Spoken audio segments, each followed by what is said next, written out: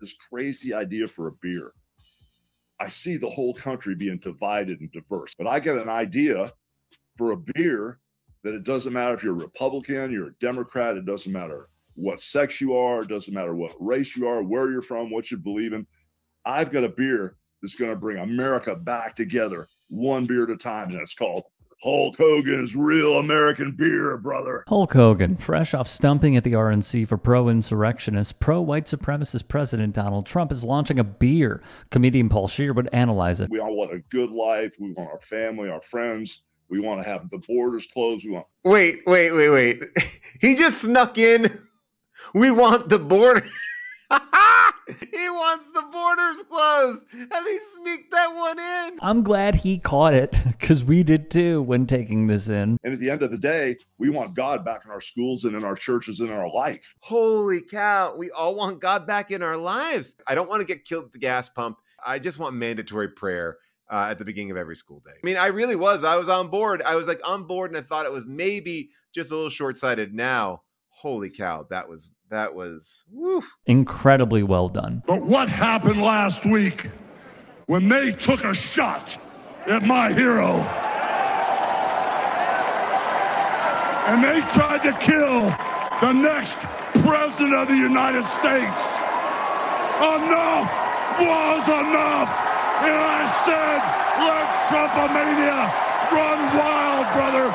Let Trumpomania rule again. Let Trumpomania make America great again. Embarrassingly, a great way to get women voters to the polls is, of course, this. Now, Hogan is out promoting a beer in different cities in America. You could see him snapping photos with folks as well. Now, if we look closer, it's going to give off big J.D. Vance at the gun show vibes, because much like that Vance photo that he posted and somehow remains up to this day, when you zoom in, it will show the Hulkster posing with a literal schmozzy. The snapshot was taken as Hogan promotes the bevy, this time in Boise, Idaho. A picture is worth 1,000 words. Sometimes they're also worth 1,000,000. To be clear, the beer company not doing great as of late. Hulk Hogan fired a brand ambassador because she was black. We already know how Hulk Hogan feels about black women dating one of his children. So we already know that. That recording's out there. Influencer Essence, Janai, has made allegations against Hulk Hogan that she was fired from her position as a brand ambassador for Hogan's, quote, real American beer, end quote, business due to her being black.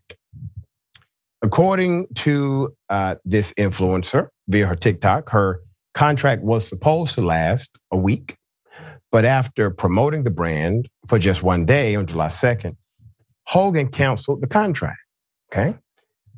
So she revealed that she was replaced immediately by other brand ambassadors on July 3rd who were white. She also shared a text message from Hogan's team stating that Hogan wanted to cancel the events completely.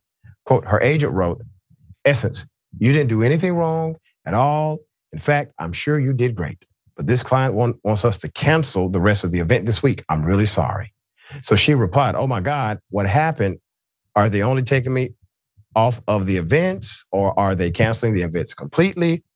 Her agent replied, all the rest of the events are canceled completely. The influencer in question to the beer brand, Essence Janae, would post a video on TikTok with the following caption. Hulk Hogan, thanks for making it clear that you don't work with black brand ambassadors. Janae would take screenshots and post online of the influencers who would take her place. They are all white. Now, the Sportster would report Hogan and his team denied Essence Janae was fired because of her race. They laid blame at the agency and wanted all eyeballs and blame off of the beer brand. Their statement would read as follows. Real American Beer simply terminated its short-term relationship with a third-party marketing agency. Hulk Hogan was not involved in that decision, and race was not a factor. We are in communication with the agency in an attempt to clear the misunderstanding and incorrect information. While that statement could very well be true, we also do have a history that is worth bringing up when it comes to Hulk Hogan. Hogan is heard on the tape, which was recorded in 2006, talking about his daughter Brooke, who he accused of sleeping with an African American. I mean, I am a racist to a point. But then, when it comes to nice people and whatever, then says, I mean, I'd rather, if she was going to I'd rather have her marry an 8-foot worth $100 million, like a basketball player. Guess we're all a little racist. What we saw in that tape is exactly what 21st century racism looks like. You may like black people and be friendly to black children, but you don't want your child to marry a black person. In addition, via Billboard, citing the tape leak, he used the N-word yet again when describing a rival, Dwayne "The Rock" Johnson, also calling him the word you see on your screens, which I feel like no white person should say. Back to that neo-schmazi with the Hulkster, this wouldn't be the first time a wrestler was spotted with this insignia.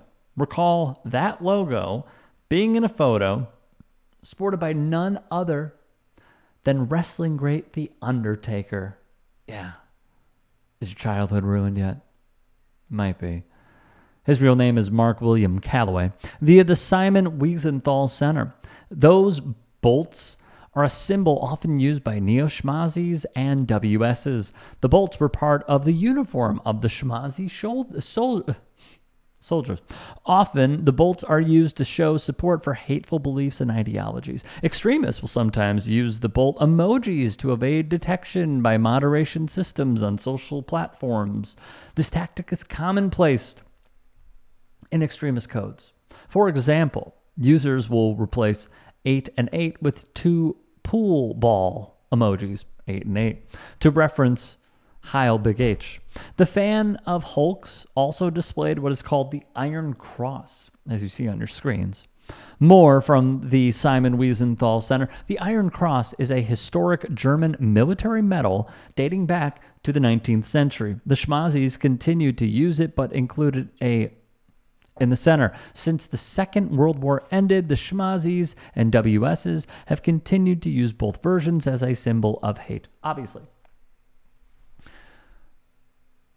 this goes one of two ways. Him and his team either miss this or they don't care. What I would say is it certainly says something about the company you keep and those who flock to your events. For example, if you see the shirts at Trump rallies, if you see some of the people who support the Confederacy and they attend your rallies, you have a duty to, pardon the pun, bolt them out of your rally. Kick them out. And if you allow them, in the words of Tom Morello, if you have 10 people at a table and 9 are schmazis, well, you have 10 schmazis. I await to see what the Hogan camp does. They will probably ignore this because it hasn't been picked up by bigger outlets. So let's blow this up and see what they say.